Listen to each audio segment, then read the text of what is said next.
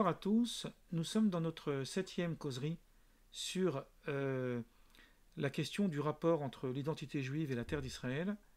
Et nous avions conclu, en fait, abordé la semaine dernière la question du paradigme même euh, de, euh, de ce que représente Israël à partir des deux éléments centraux que situe son histoire. Le premier élément, c'est un cadre politique, un cadre de souveraineté politique où il y a un tribunal, où il y a des lois, où il y a une sorte d'État, une royauté, une souveraineté, un sacerdoce avec le temple.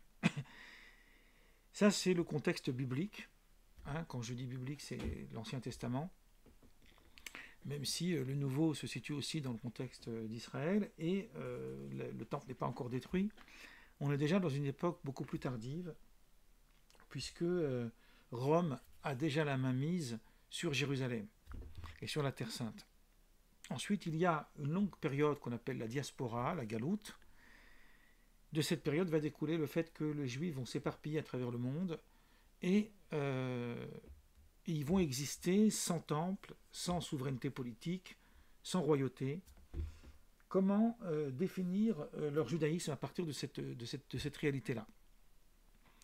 Alors je le répète, même si je le dis toutes les semaines, nous ne parlons pas pour le moment de l'État d'Israël actuel. Hein. La question de l'État d'Israël actuel est une autre question qui n'engendre aucune incidence sur le rapport juif avec la souveraineté politique au sens théologique du terme. Donc qu'on ne mélange pas un petit peu les pinceaux. Cette question-là sera abordée dans d'autres causeries. Alors, la semaine dernière, nous avions, enfin pas la semaine dernière, mais avant les vacances, nous avions conclu, enfin nous avons montré que l'idée de la fin de la souveraineté politique juive qui défait le pouvoir juif sur un pouvoir de juridiction, un pouvoir de législation, a été anticipée par les rabbis, par les maîtres d'Israël, avant que Rome ait entièrement détruit Israël et annexé entièrement Jérusalem. Ça veut dire qu'ils auraient pu attendre encore, ils ont préféré de se défaire de cette souveraineté politique. Et on a expliqué que la raison pourquoi ils ont fait ça, c'est parce qu'ils savaient, alors on a raconté l'histoire de Yochanan ben Zakkai qui a demandé à Vespasien de lui céder le village de Yavne pour qu'il puisse fonder une école, plutôt que de céder, de lui demander de ne pas détruire le temple. En tous les cas, les rabbis savaient à l'époque que la souveraineté politique telle qu'elle existait avant allait s'effondrer. Et la question centrale en fait qu'il fallait se poser, c'est existe-t-il un avenir au peuple juif sans souveraineté politique? Puisque, et ça aussi c'est des choses que nous avions déjà expliquées, puisque la souveraineté politique dépend, puisque le contexte biblique, la Torah d'abord, donc les 5 livres de Moïse, fait dépendre la réalité d'Israël à une souveraineté politique, à un cadre politique, où il y a les prêtres d'un côté, avec les Lévites, qui sont au service au temple, il y a une agriculture importante, puisqu'il y a les tribus qui s'en occupent, il y a des lois précises qui sont fixées, il y a des tribunaux qui sont là pour juger les affaires civiles, criminelles, sociales, économiques, tout ce qu'on veut, comme un véritable État. Donc la Torah n'a pas, a priori, dans son propre texte, elle n'a pas pensé une définition d'Israël en dehors de ce contexte-là. Donc, je ne vais pas utiliser les termes de définition parce que la définition, ça c'est plus intime, on pourrait dire, mais de réalité d'existence. Voilà ce qu'on pourrait dire. Puisque par rapport à l'identité, ça c'est aussi quelque chose que nous avons montré, le peuple d'Israël a une identité qui repose sur ce que Lebovitch appelle une énigme singulière, qui est l'idée que son identité ne repose pas sur une terre. C'est pour ça qu'il préfigure l'existence de la conquête d'Israël à l'époque de Josué et du roi David.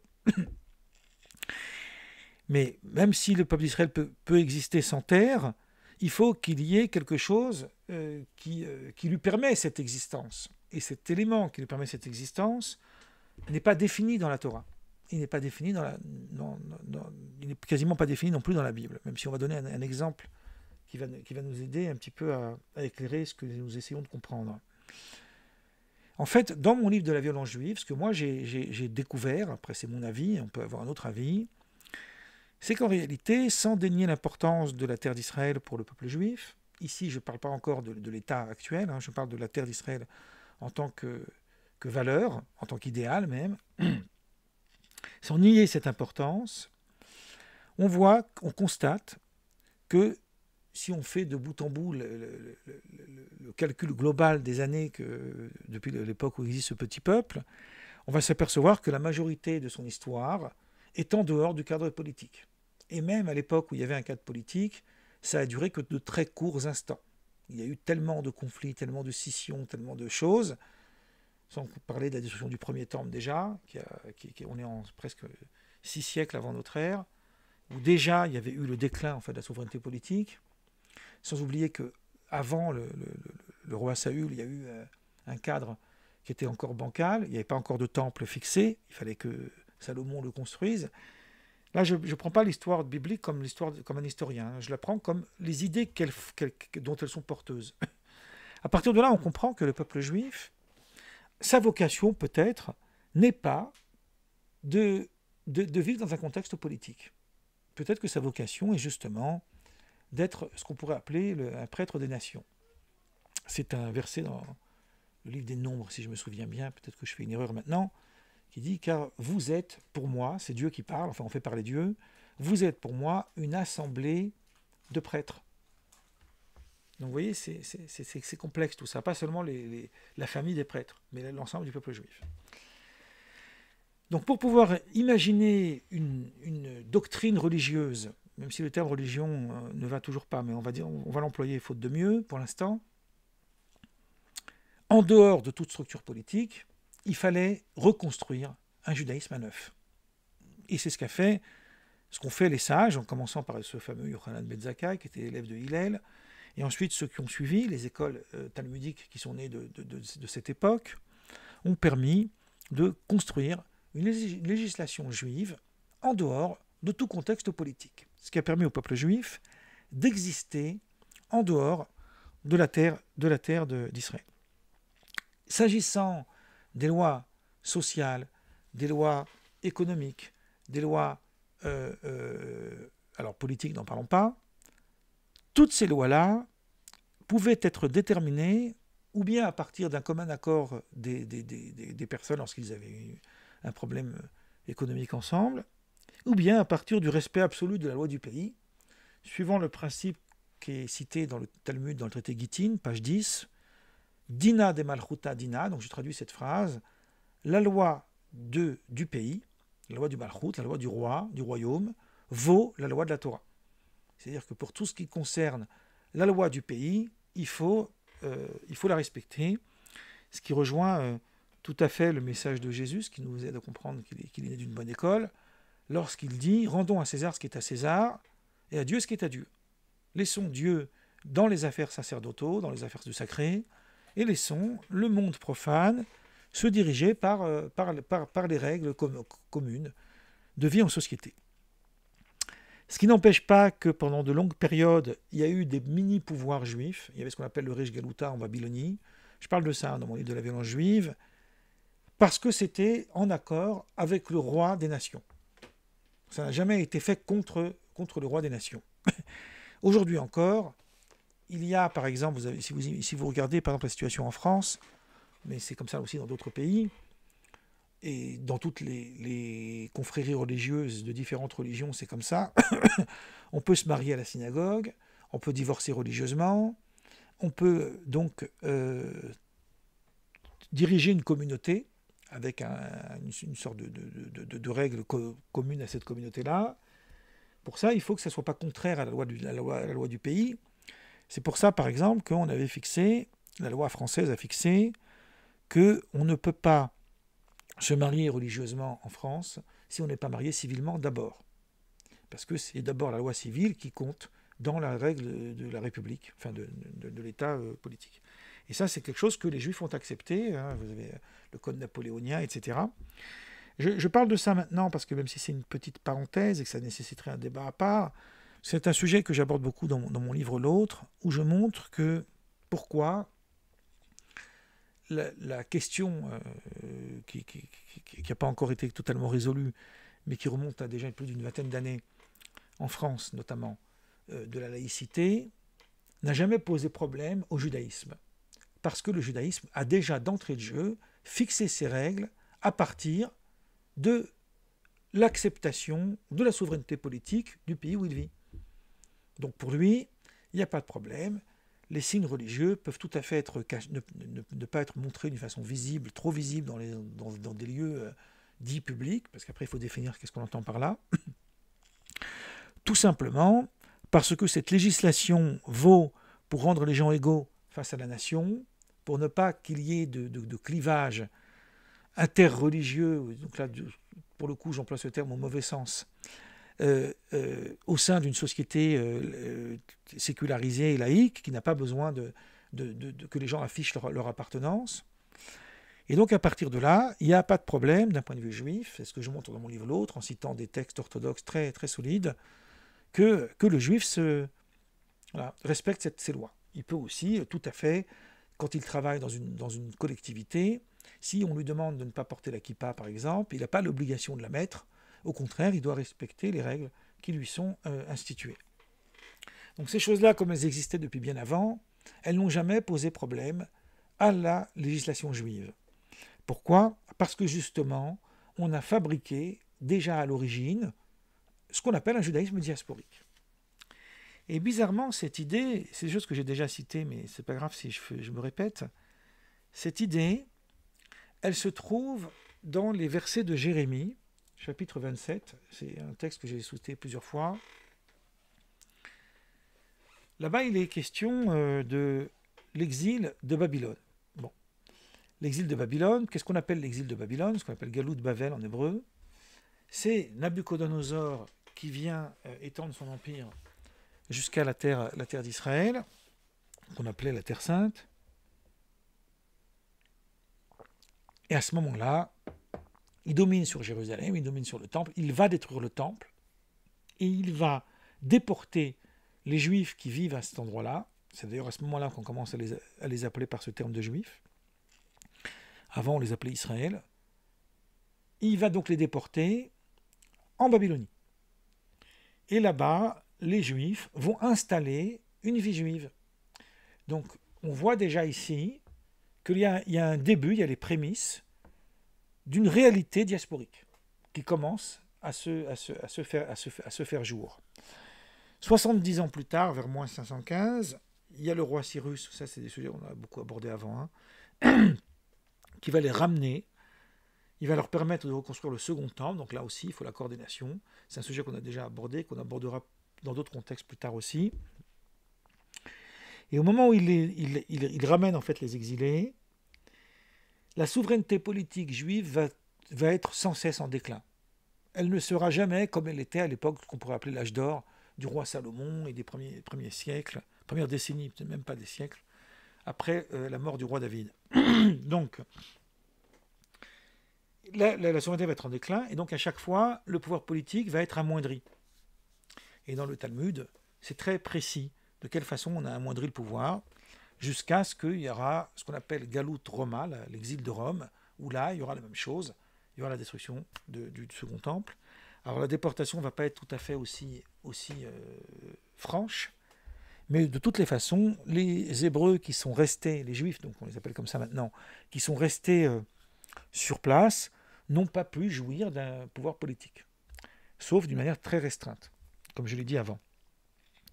Alors je citais les versets de Jérémie, parce que les versets de Jérémie disent une chose assez frappante, qu'il est intéressant aujourd'hui de mettre au goût du jour, parce que beaucoup l'oublient. Donc voilà ce que nous disent les versets de Jérémie. C'est moi qui ai créé la terre, et je l'ai donnée à qui il me plaisait. Donc c'est Jérémie, bien évidemment, le prophète, qui fait parler Dieu. Donc c'est moi, Dieu, qui ai créé la terre, et je l'ai donnée à qui il me plaisait. Or maintenant, je livre tous ces pays au pouvoir de Nabuchodonosor, roi de Babylone. S'il est un peuple qui refuse de se soumettre à lui, ce peuple, je le châtierai par le glaive, dit l'Éternel.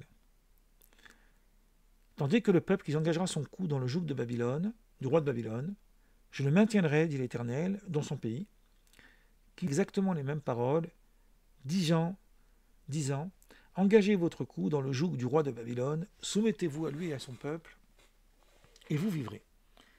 Vous avez dans ce texte plusieurs choses qui sont très intéressantes. Bon, la première phrase, c'est moi qui ai créé la terre, et je l'ai donnée à qui il me plaisait. Il y a 2, 3, voire 4 semaines, on a fait un commentaire sur le premier commentaire de Rashi sur la Torah, sur le verset au commencement Dieu créa le ciel et la terre, qui nous explique que pourquoi la Torah elle commence par le récit de la création, pour nous indiquer, si les nations du monde venaient nous dire, vous êtes des voleurs car vous avez conquis une terre qui appartenait aux 7 nations, les 7 nations, c'est les nations qui vivaient dans cette terre-là avant la conquête de Josué, et depuis l'époque d'Abraham, même, puisqu'on en parle à cette époque-là, on leur dira, toute la terre appartient au Saint béni soit-il, il l'a créée et l'a donnée à celui qui trouve grâce à ses yeux. C'est par sa volonté qu'il l'a donnée à eux, et par sa volonté qu'il la leur a reprise et l'a donnée à nous. Alors souvent, on a brandi ce texte pour montrer, voilà, la terre d'Israël appartient au peuple juif, parce que Dieu l'a décidé ainsi.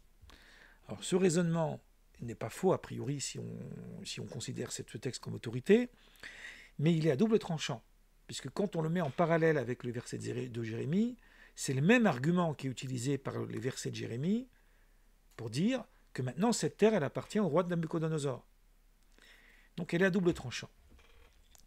Mais le texte qui nous intéresse aujourd'hui, c'est la suite. Il parle ici, il dit, tandis que le peuple qui engagera son cou dans le joug du roi de Babylone, je le maintiendrai, dit l'Éternel, dans son pays, qu'il pourra cultiver et habiter. Qu'est-ce que ça veut dire, cultiver et habiter?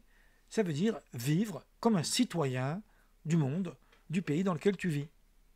Donc il y a déjà dans les versets de Jérémie cette idée-là que le juif qui est chassé de sa terre doit vivre en citoyen partout à travers le monde.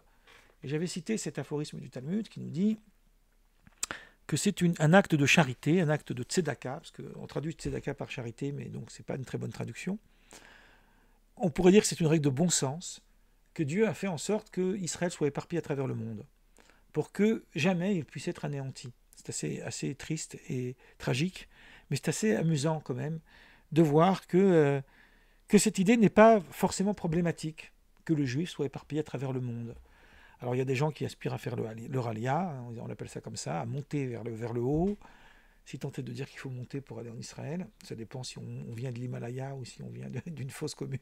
Enfin bref, mais bon, c'est des termes qu'on utilise, hein, c'est pour ça que je les utilise, même si j'ai un petit peu de recul avec ça. Mais il y en a d'autres qui peuvent aussi choisir de vivre leur réalité juive dans un contexte diasporique, dans un contexte d'exil. Alors dans ce cas-là, maintenant qu'on a compris cette idée-là, on va essayer de comprendre qu'est-ce que c'est en fait, quel enjeu y a-t-il, on pourrait dire comme ça, par le fait qu'on a cessé tout pouvoir politique sur cette terre. Alors il y a ici 2 éléments fondamentaux à comprendre.